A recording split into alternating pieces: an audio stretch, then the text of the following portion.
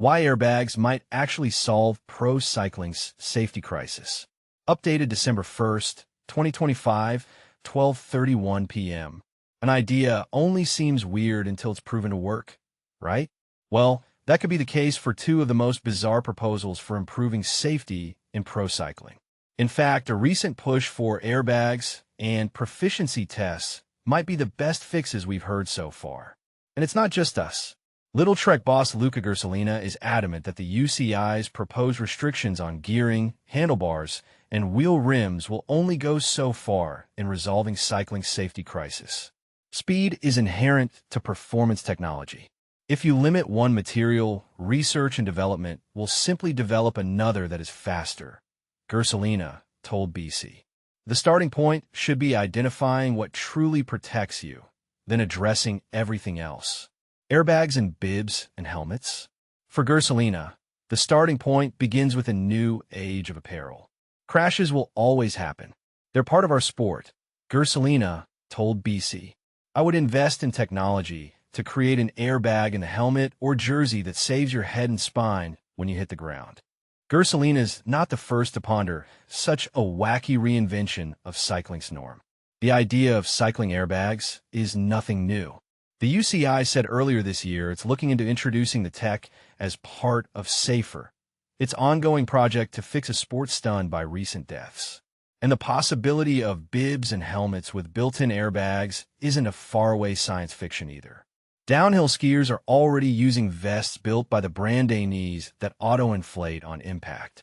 This Belgian project is bringing a similar idea to cycling with an aerobag product that's basically a set of self-inflating bibs. And helmets that inflate and deflate for storage have already arrived, so the technology is there too.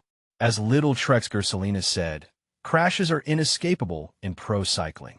But now the bunch is multiple kilometers faster. The consequences are becoming exponentially more severe. Any way to soften those inevitable landings can only be a good thing. A pro cycling proficiency test. Another idea that's emerged is almost certainly more controversial. Both GC ace Joao Almeida and the retired Steph Clement think bike riders need to learn how to ride their bikes. There is no single proficiency test you have to take before you can become a professional cyclist, Clement said last week from the Dutch National Cycling Gala's Laatste Etappe show. You have to be able to prove you've got good numbers on an indoor bike, then you're let go. That's like being allowed to use a tractor driver's license in Formula One, Clement said. Some proof of competence and steering skills might be useful. Clement retired in 2018. The Dutchman was lucky to avoid the super-aggressive dynamic of the post-pandemic era. Almeida, however, has a first-hand view. Pogacar's partner in crime at UAE Emirates XRG told Matt Stevens on the Sigma Sport podcast that the Peloton's attitude stinks and that it's going to provoke pileups. I think there's a lack of respect in the bunch. People don't really care if they crash. They don't think much about safety, Almeida said. The crashes are because of riders' attitudes. Almeida explained that the cutthroat dynamic of modern racing means riders brake later and descend faster than ever, regardless of the consequences for anybody. Maybe some riders need to do a course to do some cornering, some descents, so they know what they're doing. Because if you go faster, you need to have more skills as well, Almeida told the Sigma Sports podcast.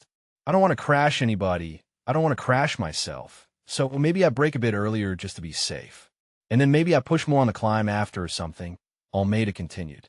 But that is clearly not the mindset at the moment. Beyond Brakegate, disgruntled veterans constantly complain of young rivals barging into lead-out trains, dive-bombing corners, and worse. A sport of unwritten rules and good manners is becoming an ungovernable Wild West. UCI mulling pro cycling skills tests and race licenses. A pro cycling proficiency test risks being patronizing and pointless. It's hard to see super talents like Isaac Del Toro and Matthew Brennan being too happy about the UCI, making them ride around traffic cones and watch tutorials about braking lines. But who knows? An entrance exam might help reduce the ever-escalating risk in pro cycling. CPA President Adam Hansen told Velo that such a riding license might soon become a reality. Eliminating any skills gap would make the peloton safer for all its players. One of Safer's deliverables is to somehow introduce some type of super license, or young license, to allow the riders to also slowly progress and develop, Hansen said. Maybe they have to do some type of test, like a driving test. For example, where you can see how you handle your bike, see how you go in the feed zone, see if you can get the bottles properly, Hansen told Velo. For Hansen, skills courses could help cycling super juniors find their wheels in the whirlwind of the sport's top tier. Safer is thinking about some type of test for riders before they can go straight up to World Tour, Hansen told Velo.